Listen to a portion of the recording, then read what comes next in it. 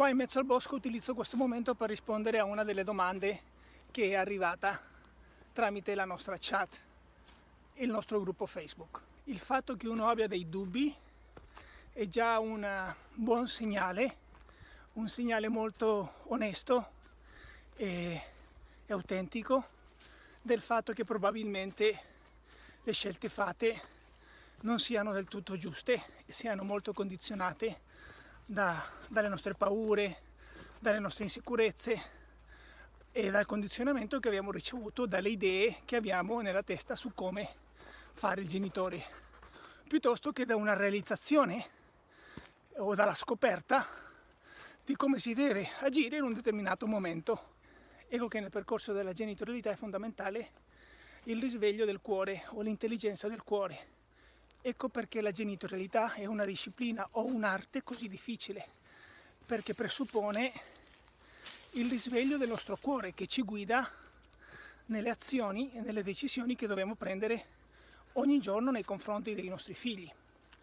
E quando le decisioni vengono prese troppo dalla testa, ovviamente che emerge il dubbio e l'insicurezza, perché stiamo semplicemente ripetendo un automatismo, un modello, e non ce ne rendiamo conto, ovvero mettiamo in atto un qualcosa che non è nostro. Quindi la domanda in sé già ci dice che probabilmente le nostre scelte sono state fatte molto dalla testa, da idee, ma non da una scoperta interiore, una scoperta personale. Sia questa giusta o sbagliata, però che ti consente di restare tranquillo, qualsiasi sia la scelta che tu abbia fatta, di non avere questo processo di pensiero che torni indietro a rivisitare quella situazione una e un'altra volta, perché c'è tranquillità e serenità. Per quanto riguarda il tema del nervoso, tutti abbiamo un insieme di emozioni che dobbiamo imparare ad abbracciare ed integrare. Purtroppo nessuno ci ha insegnato ad integrare o abbracciare quelle emozioni che siamo condizionati a chiamare o considerare come negative, per esempio il nervoso. E quindi non ci consentiamo quell'esperienza e siamo pieni di resistenza.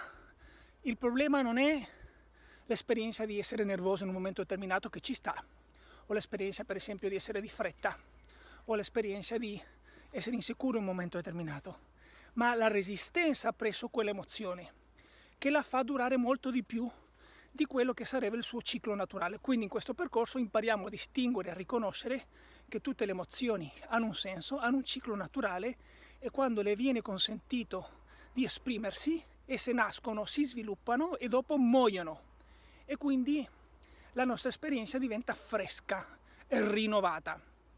Quindi probabilmente il problema o la sfida non è con il nervoso, ma con l'idea di non dover essere nervosi, di non dover sperimentare certe cose, e quindi prolungare la vita di queste emozioni innecessariamente, generando ovviamente una carica emotiva che dopo riversiamo sui nostri figli.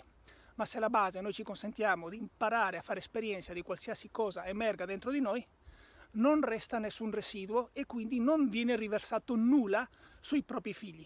Ricordiamoci che c'è un principio che dice che qualsiasi emozione, quando viene vissuta al 100%, essa si estingue e non rilascia nessun tipo di residuo.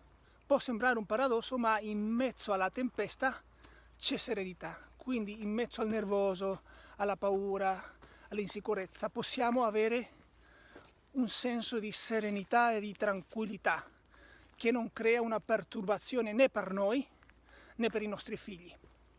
Quindi questa è la sfida che abbiamo tutti noi genitori: imparare a integrare e vivere ogni emozione, ogni esperienza nei confronti dei nostri figli al 100%.